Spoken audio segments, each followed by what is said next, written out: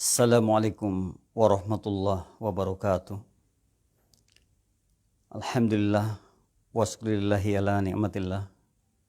La khawla wa la quwata illa billah. Rabbi srohli sodri wa yassirli amri wahlul uqtatam min lisani yafqahu qawli amma ba'du. Puji syukur kehadirat Allah Subhanahu wa taala atas berkah limpahan rahmatnya Allah, alhamdulillah. Pada siang hari ini Selasa 24 Mei 2022, alhamdulillah QLM mengudara bersama mitra. Dan kali ini silaturahim kita sudah ke 238. Alhamdulillah mitra, kita sama-sama terus belajar, terus berbagi dan mengupdate diri agar kita tidak ketinggalan. Dan pada hari ini luar biasa sekali, di siang yang cukup panas ini kita akan sama-sama belajar tentang menentukan tujuan yang hendak kita gapai. Mitra bisa lihat di layar, nantinya kita akan sama-sama belajar bagaimana kita bisa menentukan tujuan kita atau menentukan tujuan yang hendak kita gapai. Tentu dalam kehidupan kita ingin sekali mendapatkan sesuatu yang kita inginkan. Kalau orang bilang, sekali dalam seumur hidup kita mestinya bisa meraih apa yang kita inginkan.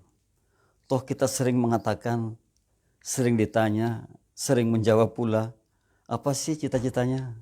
Dengan tegas kita katakan, dengan tegas kita jawab, tanpa rasa malu-malu kita jawab. Nah, kali ini kita akan mencoba menelusuri apakah betul seperti apa yang kita katakan, kemudian kita akan bisa menggapainya. Oleh karena itu, bagi kita semua tentunya pada akhirnya harus mau belajar tentang bagaimana cara kita menggapai apapun yang kita inginkan. Nah, lihatlah di layar kita adalah nantinya bagaimana cara kita atau step-step yang harus kita lakukan untuk bisa menentukan tujuan yang hendak kita gapai. Kalau mungkin dulu kita menjawab semau kita gitu, kita menjawab seadanya, kita menjawab apapun yang kita inginkan, kali ini kita mencoba menelusuri lebih dalam lagi, karena kita akan belajar bagaimana kita tentunya bisa menentukan tujuan yang hendak kita gapai atau menentukan tujuan yang hendak kita gapai dengan 9T. Nah, 9T inilah yang kemudian akan dijadikan satu momen pembelajaran kita di mana kita akan bisa meraih sesuatu yang kita inginkan dengan tentunya pembelajaran yang ada di sini.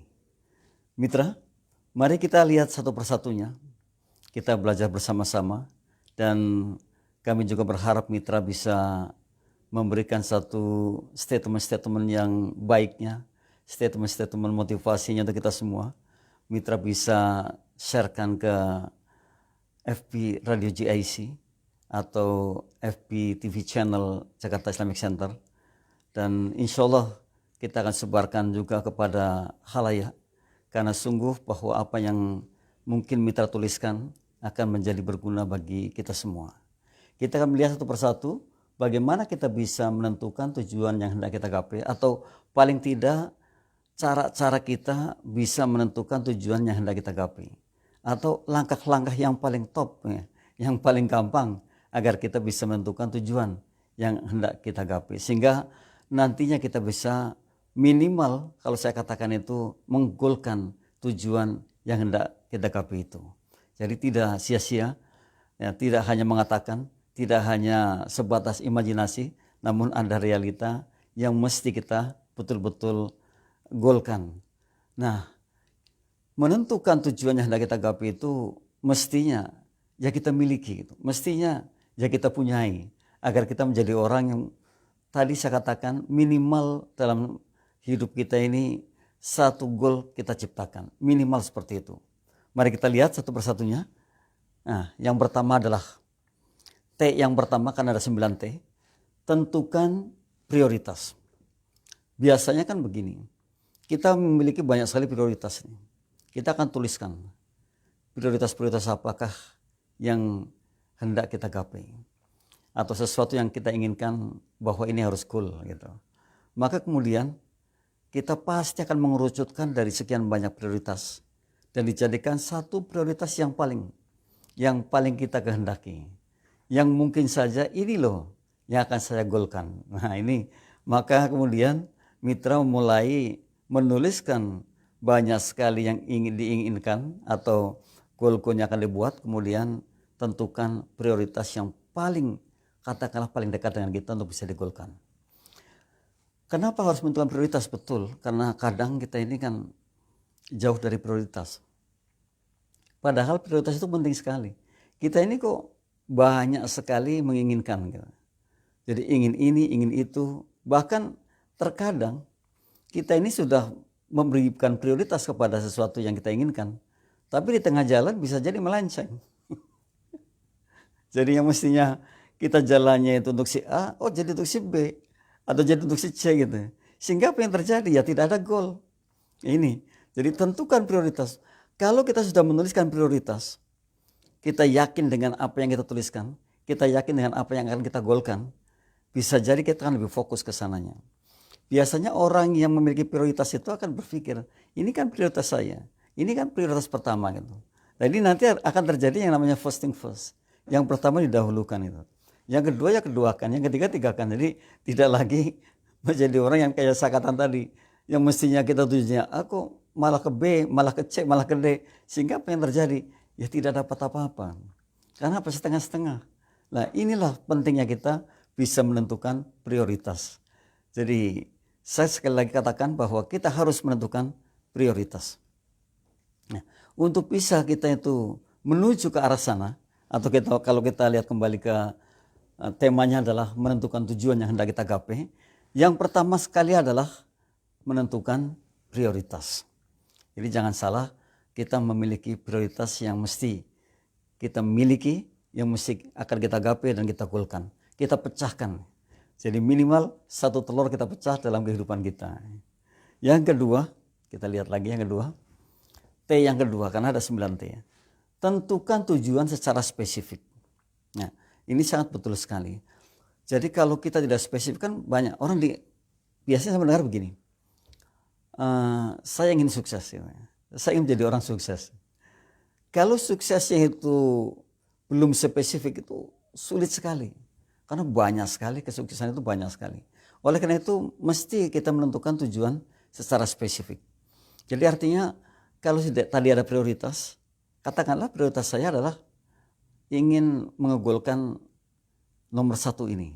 Katakanlah seperti itu. Maka kita harus menentukan bahwa saya secara spesifik akan mengegolkan nomor 1. Jadi nggak kemana-mana. Orang yang bicara spesifik itu jelas betul-betul sudah terkerucut, betul-betul sudah menjadi satu yang paling gitu, menjadi satu yang kita inginkan gitu, tidak ada lagi yang lain. Jadi kalau kemudian saya ingin goalkan 1 gitu, maka ya itulah, tidak 2, tidak 3, tidak 4 gitu. Kenapa? Karena saya sudah secara spesifik mengatakan bahwa saya harus menggolkan 1 ini. Jadi luar biasanya kalau kita bicara spesifik itu tidak goyah terhadap yang lain. Jadi tidak kemudian, sayangnya kadang-kadang begini, begitu sebenarnya hampir tergapai, kemudian kita kepincut dengan yang lain. atau mungkin bahasanya itu kita kok malah ini loh kayaknya lebih gampang lagi nih, ini kayaknya lebih enak lagi. Sehingga apa yang menjadi tujuan utama menjadi pudar. Akhirnya apa? Tadi karena kita ke yang lain, bisa jadi yang tujuan utamanya tidak menjadi sesuatu yang kita inginkan atau kita pecahkan. Nah, namun kalau kita spesifik, ya itu saja. Kita tidak kemana-mana, itu jalannya. Dan saya harus ke sana gitu. Maka kemudian dispesifikkan. Betul-betul dijadikan satu tujuan yang sudah mengerucut banget dan itu adalah pilihannya. Jadi tidak lagi akan tergiur oleh sesuatu yang bisa jadi orang mengatakan ini lebih baik, ini loh lebih enak, ini loh lebih gampang. Kemudian kita tidak menoleh ke sana. Kenapa? secara spesifik saya sudah ke sini. Jadi ini pentingnya. Maka kan kita juga mengenal SMART ya. Dia di sana ada kata SMART itu luar biasanya, kita ya ada achievable-nya, ada mengukurnya, ada relevannya. Kemudian ada yang sangat bagus itu adalah ketika kita memiliki satu tujuan yang tentu ya dengan gaya bahasa yang spesifik itu. Nah, ini untuk kita, kalau kita ingin menentukan sesuatu tanpa dibarengi dengan spesifikasi atau katakanlah yang dituju adalah itu, bisa jadi akan bubar kemana-mana gitu.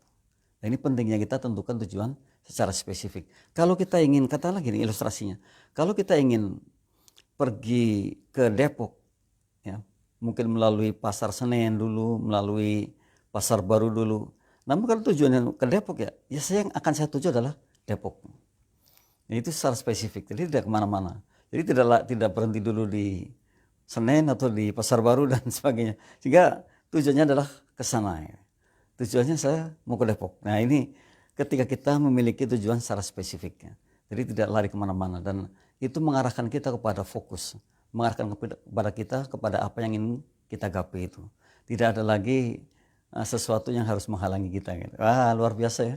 Jadi kalau kita mau seperti itu.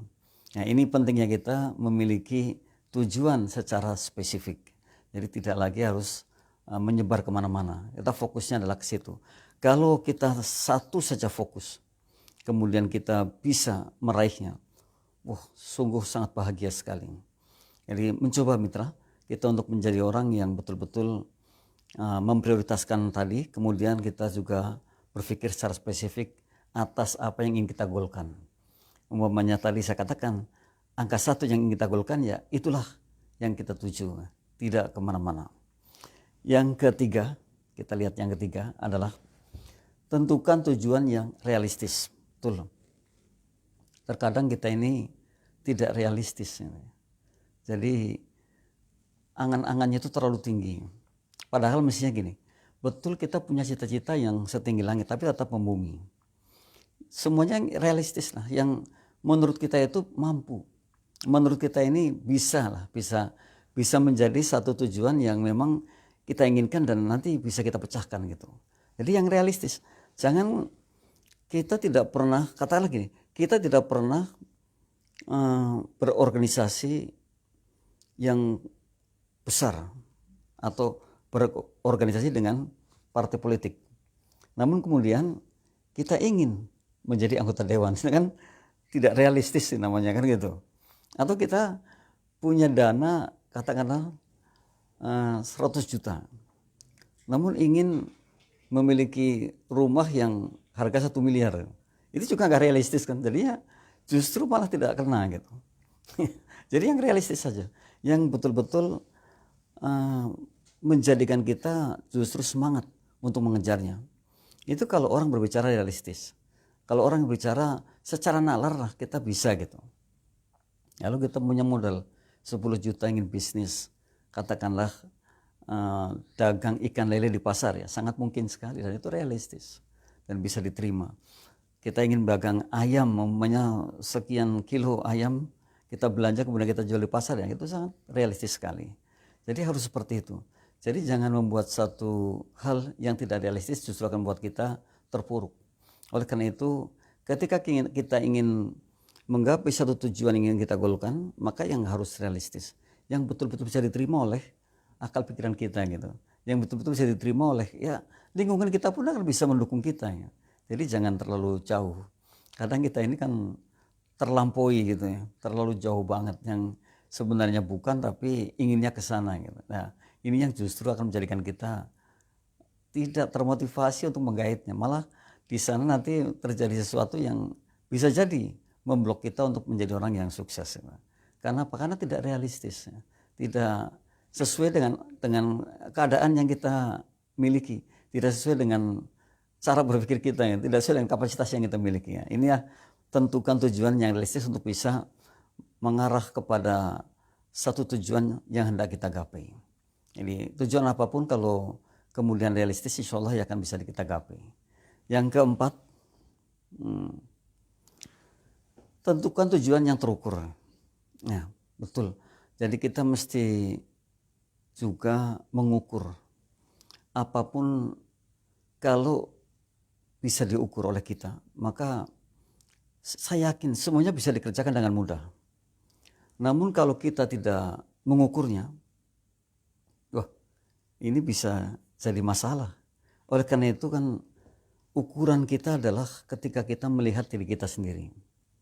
Jadi ternyata begini, hikmah mengatakan orang yang mampu melihat dirinya, orang yang mampu memahami dirinya, maka akan mudah mengarahkannya. Ini adalah ukurannya. Jadi kalau kita mampu mengukur diri kita atas segalanya, kemampuan kita, kapasitas kita, pemikiran kita, cara kita melihat dengan itu, maka untuk menentukan satu tujuan itu pasti akan lebih mudah digapainya. Nah, ini pentingnya kita bisa mengukur diri kita sendiri. Jadi jangan coba-coba kita ini semau-mau gitu. Maka kan ada hikmah yang mengatakan hidup dengan ilmu akan mudah. Nah, disinilah ilmunya. Kalau kita memahami diri kita, tentu kita mendapatkan satu ilmunya. Kalau kemudian kita ini tahu ukuran-ukurannya atas apa yang ingin kita gapai atau tujuan yang hendak kita gapai, maka tentu di sana kita juga tidak akan pernah melampaui yang lebih. Ya. Menentukan tujuan yang terukur, ya, yang kita lihat ini, itu salah satu kewajiban kita untuk bisa merealisasikan tujuan yang ingin kita gapai. Jadi ketika kita ini punya tujuan yang ingin kita gapai, ternyata harus ada istilah ukuran ya, atau tentukan tujuan yang terukur itu. Ini tidak berlebihan lah, tidak terlalu muluk-muluk lah, orang bilang terlalu jauh gitu, orang bilang begitu. Maka kalau sesuatu yang terlalu jauh kan menggapainya sangat sulit sekali. Yang terukur, semuanya harus terukur lah, disesuaikan dengan ya kita yang saat ini memiliki tujuan gitu, yang ingin memiliki tujuan, ingin kita golkan, ingin kita gapai. Kalau tidak terukur, wow, bisa kemana-mana. Ini kan di dalam smart itu ada measurementnya itu, jadi ada ukurannya, sehingga nanti achievable, jadi bisa dikait lah gitu, bisa diambil gitu, bisa direalisasikan gitu. Kalau kita nggak seperti itu, ya sangat berat sekali, ya nggak. Oleh karena itu ternyata salah satu hal yang penting untuk bisa menggapai yang kita inginkan atau untuk bisa memecahkan sesuatu yang kita inginkan adalah ketika kita juga memiliki tujuan yang terukur. Jadi di situ pentingnya kita memahami betapa pentingnya kita ini memahami diri kita, memahami kekuatan kita, memahami kelemahan kita, memahami apa yang kita miliki, memahami pasti ke depan saya harus begini. Jadi kan cita-citanya lah katakanlah seperti itu, atau planningnya. Oleh karena itu betul sekali bahwa salah satu sukses itu ketika diukur dengan memiliki planning yang baik, memiliki rencana yang baik. Orang yang tidak memiliki rencana juga akan sulit sekali. Oleh karena itu ya mesti memiliki rencana. Kita harus punya rencana yang baik atau rencana yang besar, tapi dengan cara-cara. Jadi jangan punya rencana besar kemudian ingin langsung ke sana gitu ya, nggak bisa juga. Jadi harus step by step. Bahkan ada istilah yang sangat bagus sekali dan sangat populer, kalau kita itu hari ini bisa melangkah sampai katakanlah 1 kilometer, maka dimulai dari beberapa meter lebih dahulu. Jadi untuk menjadikan kita orang naik tangga sampai 10 step itu ya dimulai dari step pertama, step kedua, step ketiga sampai step ke-10. Nah ini harus seperti itu. Nah tentukan tujuan yang terukur ini artinya ketika kita betul-betul menginginkan sesuatu kemudian kita ingin merealisasikannya. Jadi tidak hanya menghayal gitu ya, tidak hanya berimajinasi yang terlalu tinggi. Nah yang keempat adalah ketika kita mampu menentukan tujuan yang terukur, maka insya Allah ke depan kita bisa meraihnya, ke depan bisa memecahkan apa yang kita inginkan. Sekali lagi kita ingin bahwa setiap kita minimal satu goal kita ciptakan dalam kehidupan kita. Nah pembelajaran kita hari ini dengan 9T itu bagaimana cara kita ini menentukan sesuatu yang ingin kita gapai ke depannya. Seandainya saja tidak kita belajar seperti itu, bisa jadi kita akan melenceng-melenceng.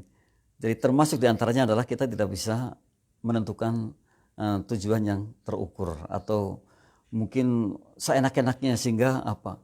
Sehingga ya jauh melesat ke sana, kemana-mana gitu karena nggak terukur. Tapi kalau kita bisa menentukan tujuan yang terukur, insya Allah justru kita akan termotivasi untuk bisa meraihnya. Yang kelima, setelah kita yang 4 ya. Nah, tentukan tujuan yang sesuai dengan kemampuan, betul. Tadi ada terukur, juga ada kemampuan. Ini dari nomor 3 kalau kita lihat, mitra, sangat bagus sekali. 4 ke 3 ini. Jadi pertama realistisnya, betul, harus realistis atau ya kenyataannya memang seperti ini. Yang kedua itu tadi terukur.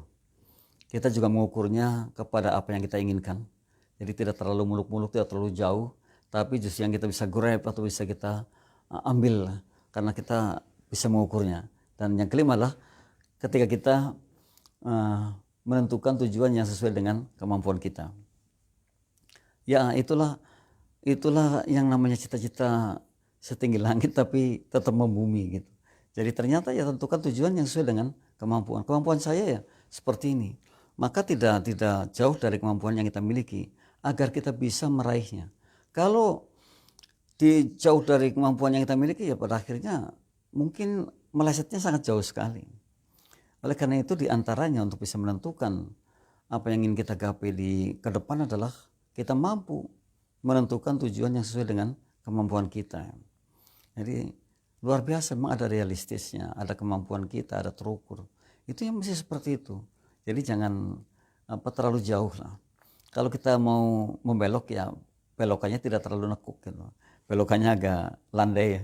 Nah, kalau turunnya agak landai, belokannya tidak terlalu sangat belok sekali gitu, tapi bisa dengan pelan-pelan bisa mengarahkannya. Nah ini tentukan tujuan yang sesuai dengan kemampuannya.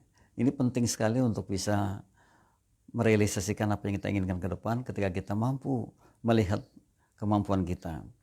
Ini ya kalau hari ini saya sudah kemampuannya seperti ini ya mungkin yang terbaik adalah ketika kita menginginkan memecahkan satu telur yang sesuai dengan kemampuan kita gitu. Nah ini mestinya seperti itu. Jadi sangat bijak sekali. Masalahnya kan ketika kemudian kita nggak bisa memecahkan telur karena apa? Kadang-kadang jauh di luar kemampuan kita, sangat jauh sekali dan bahkan kalau saya boleh mengatakan itu, jadi seperti terbalik gitu. yang seharusnya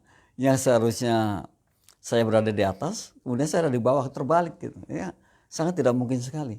Itu. Jadi mestinya itu betul-betul kita memiliki satu tujuan yang sesuai dengan kemampuan.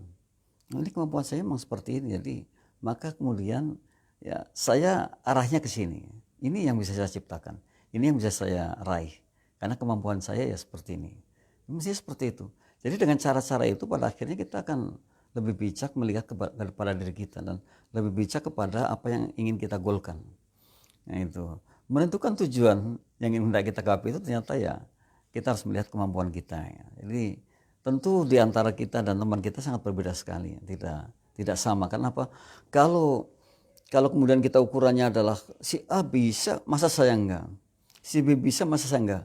Oh bisa jadi kita kan kalau orang mungkin di taman renang itu bisa ditenggelam kita, sangat berat sekali. Karena antara kita dan teman kan sangat berbeda sekali. Kemampuannya dia dan kemampuan saya sangat berbeda. Cara berpikir ya teman kita ya sangat berbeda dengan kita. Maka yang terbaik adalah ya kemampuan diri kita. Ukurannya kemampuan kita sendiri, bukan orang lain. Jangan mengatakan, oh si A aja bisa, masa saya enggak. Tapi kalau itu sebagai motivasi, ya sebagai penyemangat kita ya boleh-boleh saja. Namun ukuran terbaik adalah ya kita sendiri, bukan siapa-siapa. Ini yang kelima. Kita lihat lagi yang keenam. Nah, ini untuk bisa menggapai sesuatu yang kita inginkan atau menentukan tujuan kepada sesuatu yang kita inginkan. Jadi tujuan dulu. Itu adalah tentukan tenggat waktu pencapaian. Betul? Kalau kita memiliki sesuatu yang kita idamkan untuk digolkan, maka harus diberikan waktu. Kalau tidak diberikan waktu ya tadi bisa jadi sangat pelan sekali. Alhamdulillah sih kalau cepat ya, atau bisa jadi entah kapan lah itu. Jadi kalau ditanya kapan nih suksesnya, kita malah nggak tahu. Nah kalau seperti itu kan berarti kita tidak punya ketegasan untuk menentukan bahwa saya harus bisa menciptakan goal setelah sekian lama. Ini penting. Jadi menentukan waktu itu penting sekali. Apapun yang ingin kita gapai, apapun yang ingin kita goalkan, maka harus diberikan waktunya. Katakanlah begini, saya ingin bahwa apa yang saya upayakan hari ini itu menjadi keberhasilan saya setelah 3 tahun ke depan. Kita hitung saja, kalau sekarang 2022, maka 2025 saya mestinya sudah bisa memilikinya. Gitu. Ya, harusnya seperti itu. Jadi jangan sampai tidak diberikan waktu. Memberikan tenggat waktu ini penting, dan ukuran ini yang bisa menentukan adalah ya masing-masing kita. Kalau kita mau lebih cepat mungkin ya bisa saja. Kalau maunya lambat ya bisa saja, tergantung kitanya. Maka kemudian mengapa kita kalau menentukan tujuan itu harus diberikan waktunya? Karena supaya kita tidak terlalu pelan, tidak terlalu lambat, mungkin tidak terlalu cepat, tapi pas pada waktunya. Nah, siapapun saya yakin sih orang-orang yang paham dengan keberhasilan itu pasti akan memberikan sesuatu, akan memberikan tenggat waktunya. Nah, kalau kita umpamanya, saya berada di sini kira-kira nih kontrak tempat ini 3 tahun. Maka kemudian endingnya apa? Maka ada istilah Stephen Covey yang sangat bagus itu. Jadi always think the end in mind. Selalu pikirkan akhirnya kayak apa gitu. Dan ini ketika kita memberikan tenggat waktu, kita akan bisa menentukan setelah sekian lamanya. Tapi kalau tidak diberikan waktu, itu bisa mulur-mulur sampai kapan. Dan bahkan cara mengajarnya pun tidak akan pernah maksimal. Tapi kalau kita memberikan waktu, pasti kita akan bisa melihat, mengevaluasi, saya sudah 1 tahun nih, sudah 2 tahun nih, padahal saya mestinya 3 tahun loh ini berhasil. Ini pentingnya kita memberikan tenggat waktu terhadap apapun yang kita inginkan. Termasuk ketika kita menginginkan atau memiliki tujuan untuk menggolkan sesuatu. Ya kalau nggak ada diberikan tenggat waktu, bisa puluhan tahun bagaimana? Ya, kita kan akhirnya rugi di waktu dan membuang-buang waktu. Tapi kalau kita ngepres betul-betul, maka kita akan bisa melihat, 3 tahun nih. Ya, maka tahun pertama seperti apa, tahun kedua seperti apa, tahun ketiga seperti apa.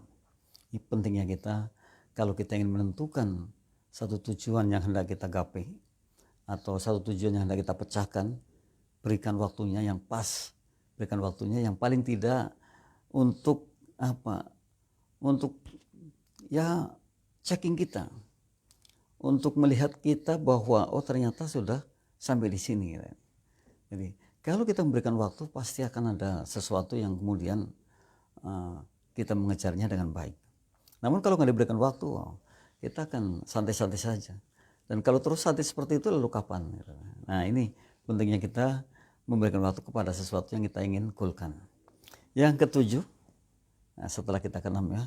Nah, tentukan tindakan untuk mengatasi rintangan yang mungkin terjadi. Nah, ini juga sangat penting sekali. Ketika kita mungkin hari ini menentukan satu tujuan yang ingin kita goalkan, katakanlah A, saya menggolkan A, maka tidak luput kita harus belajar bagaimana jika terjadi sesuatu. Nah, di sini ada tentukan tindakan untuk mengatasi rintangan yang mungkin terjadi. Kita bisa bertanya kepada mentor kita, bisa bertanya pada sahabat kita yang telah melakukan hal yang sama. Kita bisa bertanya kepada siapapun, seandainya dalam bisnis saya di bidang ini, di tengah jalan terjadi seperti ini, penanganan yang paling baik seperti apa? Nah, ini diantaranya. Jadi tidak lepas dari hal yang akan terjadi seperti itu. Sekalipun harapan kita kan baik-baik saja. Harapan kita semua adalah ya di jalan halus terus ya, di jalan tol terus ya. Tapi kan bisa jadi suatu ketika kita tidak di jalan tol terus, tapi turun ke bawah, kemudian ke jalan biasa, ada nanjak, ada turun, ada belok. Bahkan ada gang yang sangat sempit yang harus kita lalui ya. Nah ini, maka kemudian kita akan bisa, kalau kita bisa menentukan tindakan untuk mengatasi rintangan yang akan terjadi atau yang mungkin terjadi. Jadi ini penting sekali. Jadi hal-hal yang seperti itu mesti ada antisipasi. Ini kira-kira nanti masalahnya apa? Kita antisipasi. kalau saya ingin mengejar ini, kalau saya ingin menggait ini, kira-kira apa yang terjadi nih kalau, kira-kira apa yang bisa kita lakukan kalau terjadi seperti ini. Nah, jadi kan bijaknya. Jadi nggak melulu kita berbicara enaknya, tapi ada pahitnya juga. Karena antara enak dan pahit itu kan selalu bagaikan koin lah, di atas dan di bawah. Kalau di atasnya enak ya, mungkin tinggal pahitnya. Kalau di atasnya pahit, mungkin tinggal enaknya kan gitu. Selalu ada. Jadi bijak sekali kalau kita betul-betul ternyata kita mampu menganalisa sampai ke sana. Gitu. Jadi rintangan-rintangan yang akan terjadi apa saja. Ya kita tuliskan, kita pelajari, dan nanti seandainya itu terjadi, maka kita siap dengan itu. Kita tidak frustrasi, ya, tidak depresi, tidak lalu kemudian kita sakit hati kan gitu ya. Namun kita akan selalu semangat, oh iya saya paham ini. Saya sudah pernah belajar tentang ternyata untuk menangani hal-hal yang terjadi seperti ini kayak gini. Ini ada, dan indahnya kita kalau kita mau belajar yang ini, yang apa sih yang bakal terjadi ke depan, itu ternyata kita siap. Ya, maka Stephen Covey mengatakan, always think the end in mind. Selalu pikirkan akhirnya kayak apa. Ini sangat bijak sekali. Dan kalau kita bertindak kemudian kita nggak pernah berpikir akhirnya, lalu kemudian terjadi benturan, terjadi sesuatu yang tidak kita inginkan, kita bingung. Nah, yang akhirnya tadi membuat depresi, membuat stres, membuat dull atau berpikir mandul. Wah, putek orang bilang begitu ya. Tapi kalau kita belajar lebih dahulu, kita siap-siap. Oh, kalau terjadi ini berarti seperti ini. Oh, kalau terjadi ini berarti seperti ini. Maka kita akan sangat bijak, kita akan sangat santai sekali. Dan kita akan bisa menghadapinya dengan tenang. Dan akhirnya ada apa? Kecerdasan yang ada di situ. Karena apa? Yang kita ambil adalah hikmahnya. Namun kalau kita tidak siap, wow, bisa jadi stres tadi. Dan orang kalau sudah stres, sudah depresi, sudah negatif, sudah a priori, maka tidak jadi cerdas. Yang ada adalah pikiran-pikiran negatif yang bisa jadi justru akan mengeblok kita. Dan kita tidak bisa menjadi orang yang berpikir positif lagi. Dan akhirnya apa? Stop. Dan kalau stop kan berarti kalah sudah. Karena hikmah mengatakan bahwa orang yang gagal itu adalah orang yang tidak berbuat apa-apa. Dan ketika kita di situ stop, gak berbuat apa-apa, ya sudah gagal. Dan apa yang terjadi biasanya? Wah, lama lagi, takut untuk berbuat lagi. Nah, ini pentingnya kita di nomor 7 ini. Ditentukan tindakan untuk mengatasi rintangan yang mungkin terjadi. Ya, kita tuliskan banyak-banyak, kita pelajari banyak-banyak, kita tanyakan banyak-banyak. Jadi tidak hanya enaknya saja. Yang kita dengarkan kalau orang mau mengegolkan sesuatu itu belum pernah berpikir nanti rintangannya kayak apa enggak. Yang ada adalah bagaimana hasilnya ntar. Bagaimana kita ini bisa beruntung, bagaimana kita ini bisa menciptakan kemudian tidak ada sesuatu rintangan. Padahal ada. Dan tadi saya katakan bahwa antara sukses dan gagal itu kan koin, seperti koin, di atas dan di bawahnya. Sama persis antara bahagia dan sedih. Sama persis antara apa? Orang yang berpikir tadi legowo, orang yang berpikir panjang dengan orang yang berpikir pendek. Jadi seperti itu yang terjadi. Ini tidak bisa kita ini tidak berpikir rintangan-rintangan yang akan terjadi. Jadi harus dipikirkan juga, harus menjadi satu kesatuan di antara berpikir kesuksesan. Itu pasti ada hal yang tidak menyenangkan, itu apa kira-kira. Dan kalau kita siap dengan itu, maka mitra tidak akan pernah menjadi depresi. Yang ada adalah tadi saya katakan, mengambil hikmah dari itu karena sudah siap. Nah, ini pentingnya kita belajar sehingga kita tahu ilmunya ya. Sekali lagi kalau kita kemudian menilik dengan satu hikmah yang mengatakan hiduplah dengan ilmu akan mudah, maka disinilah pentingnya kita belajar sebelum kita menentukan sesuatu yang ingin kita golkan. Ini adalah cara-cara menentukan sesuatu yang kita golkan, atau langkah-langkah untuk menentukan sesuatu yang kita golkan, yang ingin kita gapai, yang ingin kita golkan.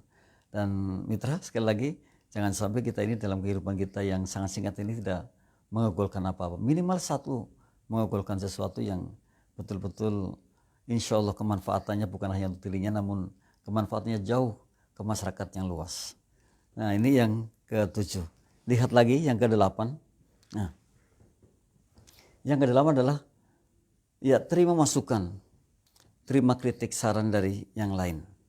Ini juga mestinya gini, ketika kita ini mau berbuat ya, tentu kita belajar banyak kepada orang lain. Kita banyak bertanya kepada orang lain. Kita kemudian akan mengcompare atau membandingkan cara-cara berpikir kita dengan cara berpikir orang lain. Namun ternyata ketika kita menerima kritik saran, ketika kita menerima apa yang mereka katakan dan kemudian menjadi catatan penting, bisa jadi justru kita akan ditambah ilmunya.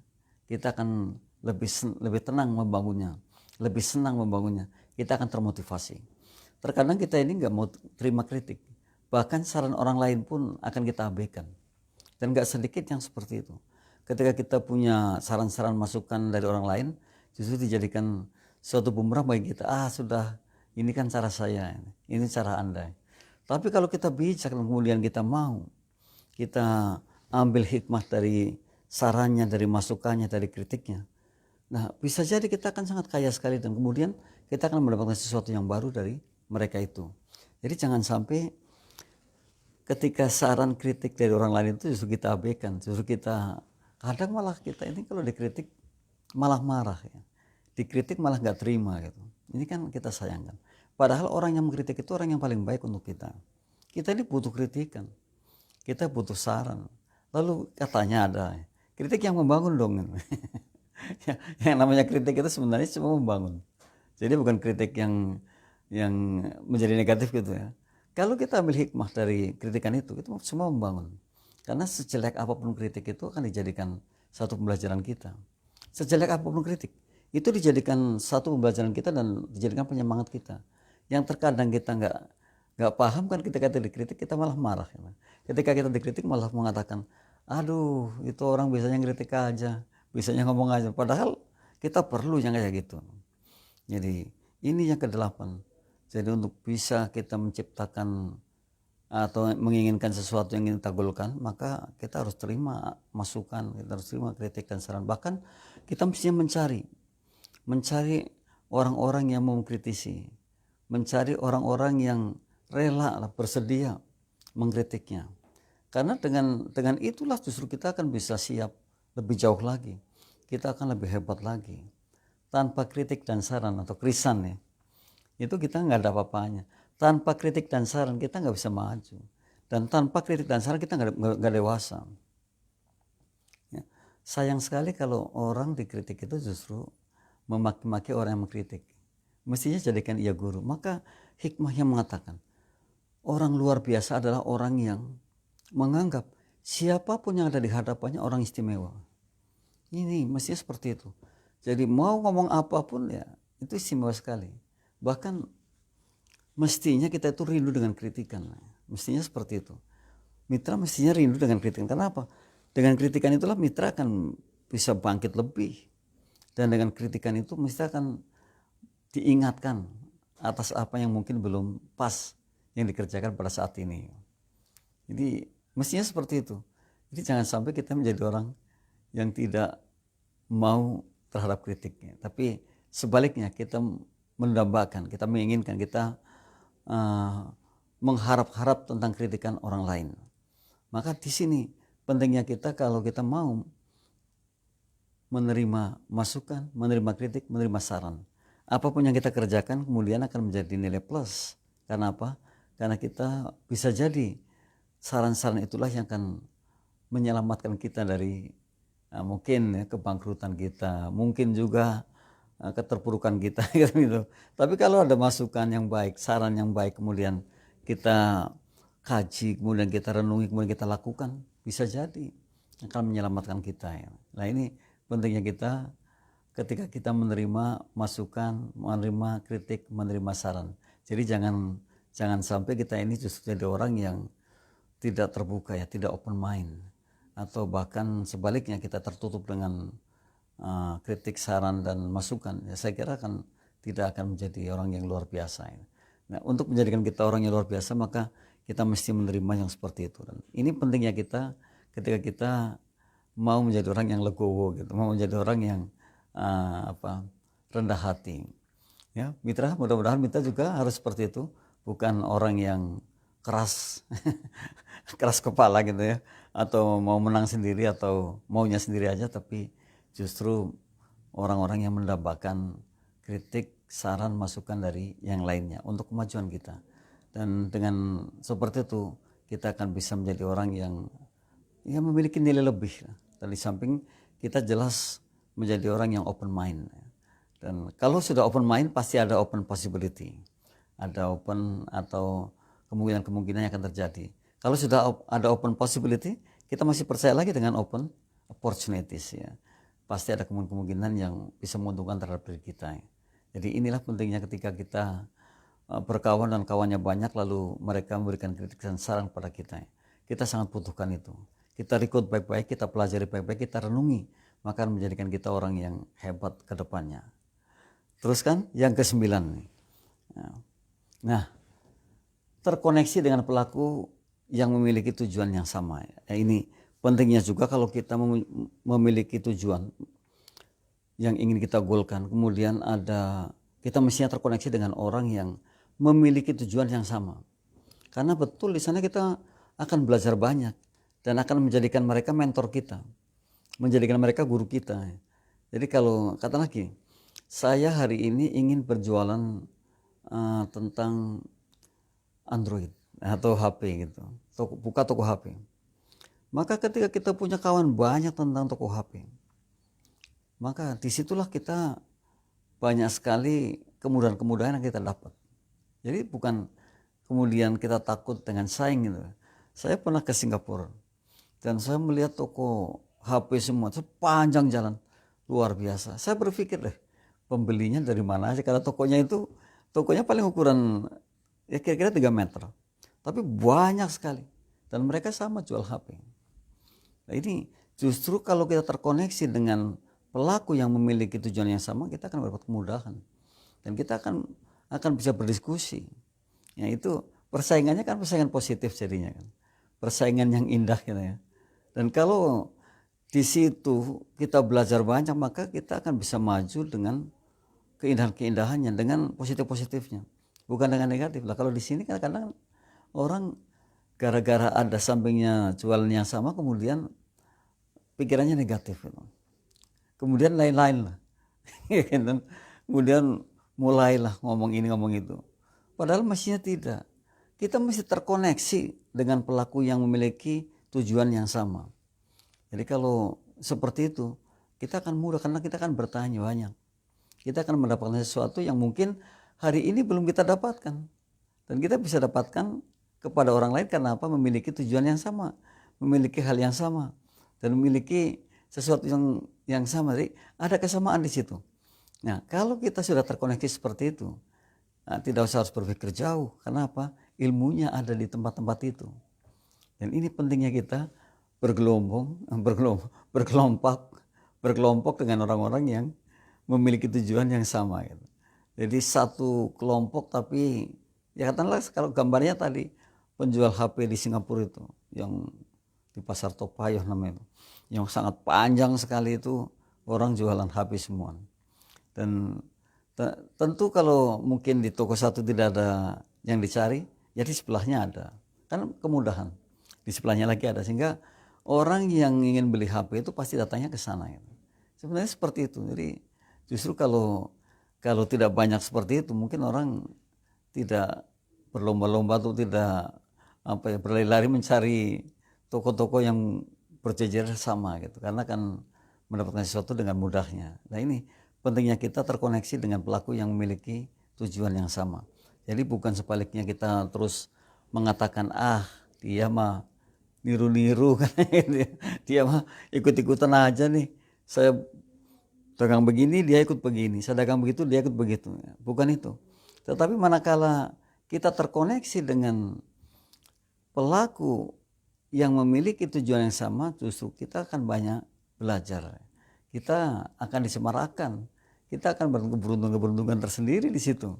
Dan bahkan bisa jadi ketika kita kekurangan barang, ya belanjanya yang dekat aja, kan bisa dinego kan gitu ya, bisa dinego dengan harga berapa, kemudian dapat berapa persen kan, malah menjadi satu kawan yang enak.